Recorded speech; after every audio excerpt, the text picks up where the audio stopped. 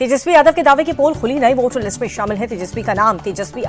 तस्वीर सामने आई, तेजस्वी ने मतदाता सूची में अपना नाम न होने का किया था दावा।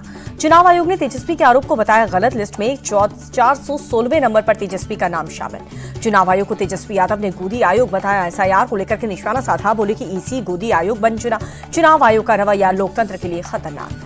तेजस्वी यादव बोले, वोटर के नाम काटने का आधार क्या है, चुनाव आयोग ये बताएं। मृत मतदाताओं की पुष्टि कैसे की, ईसी ने चालाकी और साजिश की। तेजस्वी बोले, चुनाव आयोग ने तय किया किसकी सरकार बनानी है, आयोग सिर्फ ऊपर से आए आदेशों को मान रहा है, तानाशाही कर रहा है चुनाव आयोग। राहुल गांधी ने एक बार फिर से चुनाव धांधली के आरोप लगाए, बोले कि महाराष्ट्र चुनाव में फर्जीवाड़ा किया गया, चुनाव प्रक्रिया में काफी गड़बड़ी, हमारे पास पुख्ता सबूत। राहुल गांधी बोले, देश में चुनाव आयोग अब रहा नहीं, 2016 से 14 से ही मुझे गड़बड़ी नजर आ रही है। राजस्थान एमपी का उदाहरण सबके सामने है। राहुल गांधी ने केंद्र सरकार पर निशाना साधा, बोले कि रूलिंग पार्टी की विचारधारा कायरता की, किसी कायर से डरना सबसे बड़ी भूल है।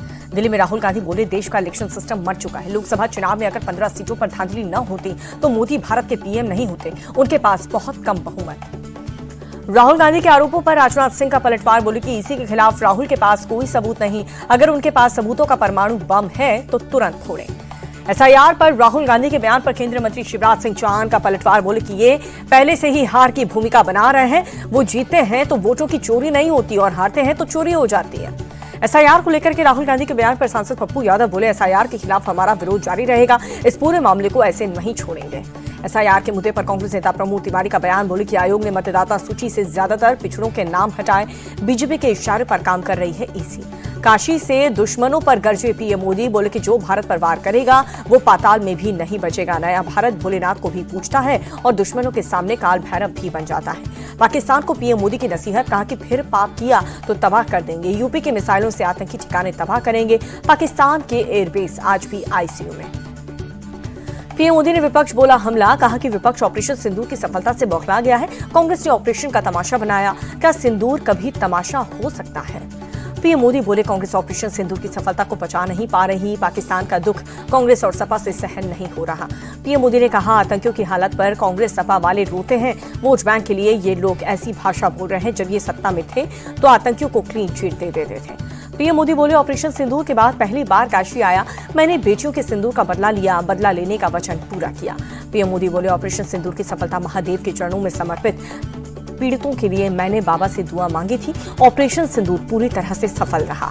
काशी में पीएम बोले, महादेव के आशीर्वाद से ऑपरेशन सिंदूर सफल रहा। पहलगाम हमले के बाद मेरा हृदय तकलीफ से भर गया था। पीएम मोदी बोले, काशी में मां गंगा के साथ विकास की धारा भी आगे बढ़ रही है, आज तेजी के साथ विकास हो रहा है, काशी से जाना वाला धन प्रसाद बन जाता है। पीएम मोदी ने कांग्रेस सपा पर निशाना साधा, बोले कि पहले की सरकारों ने किसानों से किए वादे पूरे नहीं किए, हमारी सरकार जो कहती है उसे पूरा करती है। पीएम मोदी बोले, कांग्रेस और सपा ने किसानों को गुमराह किया, पहले की सरकारों में किसानों को कुछ नहीं मिलता था, आज किसान सम्मान निधि बिना किसी ब्रेक के जारी है। गरीब और पिछड़ा मोदी सरकार की प्राथमिकता, पीएम मोदी बोले कि जो जितना पिछड़ा उसे उतनी प्राथमिकता का मंत्र। वाराणसी में प्रधानमंत्री नरेंद्र मोदी ने 2200 करोड़ से ज्यादा की विकास परियोजनाओं की सौगात दी, किसान सम्मान निधि की 20वीं किश्त भी जारी की। अमेरिका से टैरिफ विवाद के बीच पीएम मोदी का बड़ा बयान, बोले कि भारत अपने आर्थिक हितों की रक्षा के लिए सजग, हम अपने हितों का ख्याल रखना जानते हैं। पीएम मोदी बोले, आज दुनिया के देश अपना अपना हित देख रहे हैं, दुनिया की अर्थव्यवस्था कई आशंका से गुजर रही है। पीएम मोदी ने फिर से वोकल फॉर लोकल पर जोर दिया, बोले कि हम वो खरीदेंगे जिसमें भारतीयों का श्रम हो, देशवासियों को स्वदेशी का संकल्प लेना होगा। पीएम ने व्यापारियों से स्वदेशी सामान बेचने की अपील की, बोले कि स्वदेशी माल बेचने का संकल्प भी देश की सच्ची सेवा है। अमेरिकी राष्ट्रपति ट्रंप के दावे पर सूत्रों के हवाले से खबर, रूस से तेल खरीदना जारी रहेगा, भारत रूस से तेल का आयात नहीं रुकेगा। सूत्रों के मुताबिक भारत ने राष्ट्रहित कीमत और मार्केट के आधार पर रूस से तेल खरीदने का फैसला, ट्रंप ने दावा किया था कि भारत ने रूस से तेल खरीदना अब बंद कर दिया है। दिल्ली की राउस रेवेन्यू कोर्ट ने रॉबर्ट वाड्रा को नोटिस जारी किया, ईडी की चार्जशीट पर संज्ञान लेने से पहले मामले में बहस के लिए नोटिस दिया। 28 अगस्त को है सुनवाई। पूर्व कैबिनेट मंत्री अरुण चतुर्वेदी राजस्थान वित्त आयोग के अध्यक्ष नियुक्त, पूर्व आईएएस नरेश कुमार ठुकराल सदस्य बनाए गए। प्रशासन, वन विभाग और पुलिस ने अवैध निर्माण के खिलाफ चलाया संयुक्त अभियान, सुरक्षा के लिए पूरे इलाके में की गई बैरिकेडिंग, भारी तादाद में पुलिस फोर्स मौजूद। पूरे हिंसा का सीसीटीवी फुटेज आया सामने, सीसीटीवी में तोड़फोड़ करते दिखे उपद्रवी। उपद्रवियों की भीड़ ने घरों और दुकानों पर हमला किया, गाड़ियों में तोड़फोड़ और आगजनी भी की, पथराव भी करते दिखे उपद्रवी।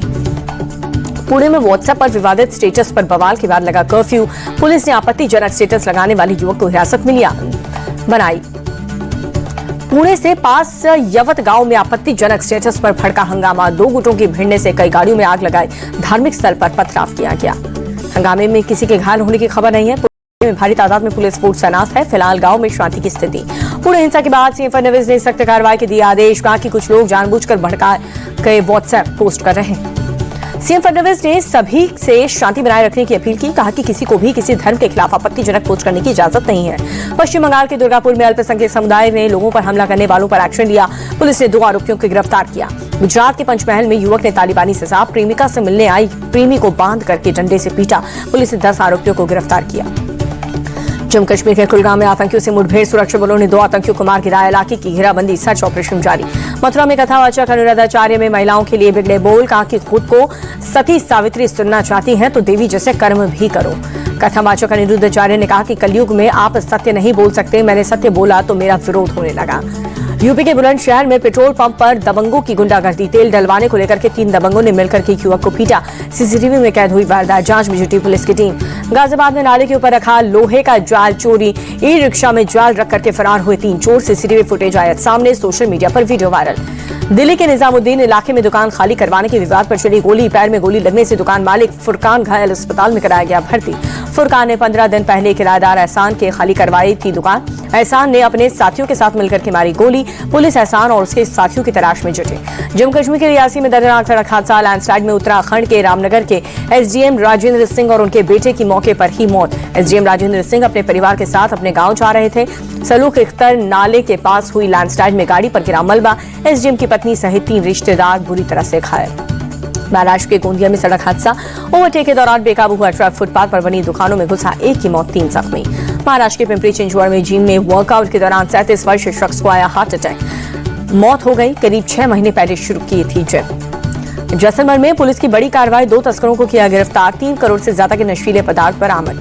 वाराणसी में भारी बारिश से नदी नाले उफान पर। गांव नदी का जलस्तर बढ़ा। तटवर्ती इलाके में बाढ़ का पानी घुसा। परेशानी बढ़ी।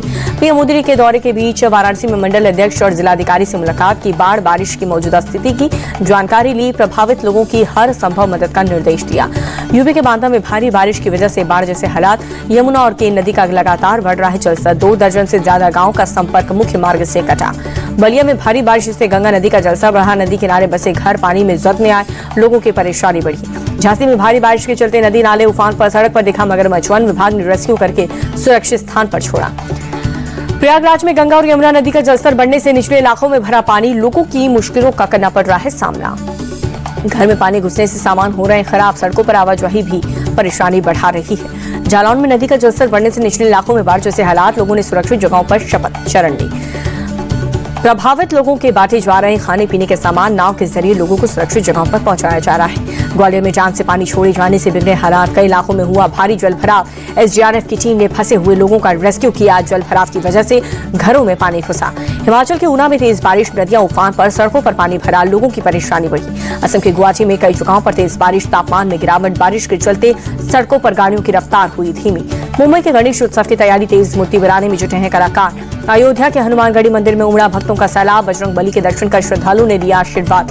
सोने चांदी के दाम में आई गिरावट। 281 रुपए गिर करके सोना 98,253 रुपए प्रति 10 ग्राम आया।